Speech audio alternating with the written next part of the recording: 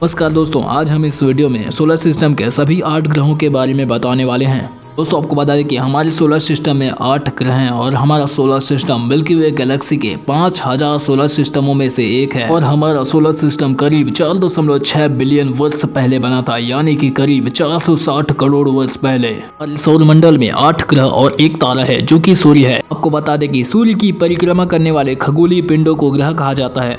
दोस्तों सबसे पहले बात करते हैं सौर मंडल के पहले ग्रह यानी कि बुध के बारे में। इसे अंग्रेजी में मरकरी कहा जाता है। दोस्तों मरकरी सूर्य के सबसे नजदीक है और यह सौर मंडल का सबसे छोटा ग्रह है। दोस्तों बुध एक ऐसा ग्रह है जहाँ ना वायुमंडल है न जल है। ग्रह सूर्य की परिक्रमा 88 दिनों में पूरा करता है। सूर्य के सबसे नजदीक होने के बावजूद मरकरी सौर मंडल का दूसरा सबसे गर्म ग्रह है, न कि पहला। दोस्तों सौर मंडल का दूसरा ग्रह है शुक्र, जिसे हम इंग्लिश में वीनस कहते हैं। तो वीनस ग्रह का आकार और द्रव्यमान पृथ्वी के समान ही है, इसलिए इसे पृथ्वी का वाहन भी कहा जाता है। तो वीनस ग्रह सौरमंडल का सबसे अधिक गर्म ग्रह है, क्योंकि यहाँ सक्रिय ज्वालामुखी पाए जाते हैं, इसलिए यहाँ के वायुमंडल में सल्फर डाइऑक्साइड की मात्रा बहुत अधिक है। क्योंकि वीनस ग्रह सूर्य की परिक्रमा काफी धीमी गति से करता है, इसलिए यहाँ का एक दिन पृथ्वी में 1 साल के बराबर होता है।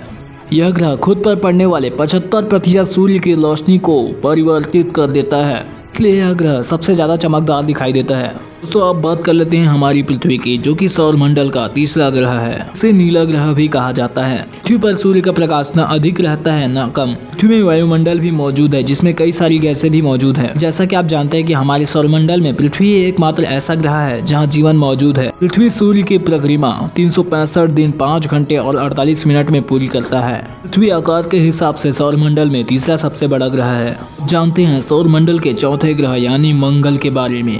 इसे अंग्रेजी में मार्स कहा जाता है और इसे लाल ग्रह के नाम से भी जाना जाता है। शुक्र के बाद मार्स पृथ्वी के सबसे नजदीक ग्रहों के रूप में भी जाना जाता है। यह ग्रह भी पृथ्वी से काफी मिलता जुलता है और इसका एक दिन भी पृथ्वी के एक दिन के बराबर ही होता है। मंगल के पास वायुमंडल तो है, पर यहाँ अभी तक जल की खोज नहीं हो पाई है, इसलिए यहाँ जीवन संभव नहीं है और अभी भी मंगल में जल की खोज जारी है। और मंडल में सबसे ज्यादा तूफान मंगल ग्रह पर ही महसूस किए जाते हैं। मंगल ग्रह की मिट्टी में आयरन ऑक्साइड की मात्रा अधिक है, इसलिए यह ग्रह लाल दिखाई देता है। के 2 उपग्रह फोबोस तथा डायमोस है। जानते हैं सौर मंडल के अगले ग्रह यानी कि बृहस्पति, जिसे अंग्रेजी में जुपिटर कहा जाता है। यह ग्रह मुख्यतः हीलियम और हाइड्रोजन से बना है। ग्रह पर विशाल रक्त धब्बा देखा गया है, जो कि आप चित्र में देख सकते हैं। बाकी ग्रहों के मुकाबले बृहस्पति का गुरुत्वाकर्षण सबसे अधिक है। इस कारण यहाँ से गुजरने वाले आकाशीय पिंडों को यह मार्ग परिवर्तित कर देता है। यहाँ तक कि बृहस्पति सौरमंडल का सबसे बड़ा ग्रह भी है। बृहस्पति सूर्य की परिक्रमा 11.9 वर्षों में पूरी करता है। इस ग्रह के पास स्वयं की रेडियोधर्मी ऊर्जा है, इस कारण इस ग्रह के पास तारे और ग्रह दोनों की गुण हैं। इस ग्रह के पास 67 उपग्रह हैं, जिसमें से गैनीमेड सबसे बड़ा है। बृहस्पति को देवताओं का गुरु भी कहा जाता है। जानते हैं सौरमंडल के अगले ग्रह यानी कि शनि के बारे में, जिसे इंग्लिश में सैटर्न कहा जाता है। यह हमारे सौरमंडल का दूसरा सबसे बड़ा ग्रह है। बृहस्पति की तरह शनि भी हीलियम और हाइड्रोजन से बना हुआ है। शनि का धरातल सैकड़ों संकीर्ण विलायों से घिरा हुआ है, कि देखने में काफी खूबसूरत दिखाई देता है। तो शनि नग्न आंखों से दिखाई देने वाला आखिरी ग्रह है। इसके पास 63 उपग्रह हैं, जिसमें से टाइटन सबसे बड़ा है। टाइटन सौरमंडल में उपस्थित एकमात्र उपग्रह है जिसके पास स्वयं की वायुमंडल है। सूर्य की परिक्रमा 29.5 वर्षों में पूरी करता है। यह ग्रह अत्यधिक ठंडा है और इस ग्रह का तापमान -180 डिग्री से भी नीचे है। शनि ग्रह को ग्लोब ऑफ गैसेस भी कहा जाता है। दोस्तों अब बात करते हैं सौरमंडल के 7वें ग्रह यानी कि यूरेनस, जिसे हम हिंदी में अरुण कहते हैं। इसे हम नग्न आंखों से नहीं देख सकते। इस ग्रह की खोज टेलीस्कोप के द्वारा हुई थी। इस ग्रह की खोज विलियम हर्शल द्वारा 1781 में हुई थी। अरुण ग्रह भी मुख्यतः हाइड्रोजन और हीलियम से निर्मित है। इस ग्रह को इंद्र भी कहा जाता है।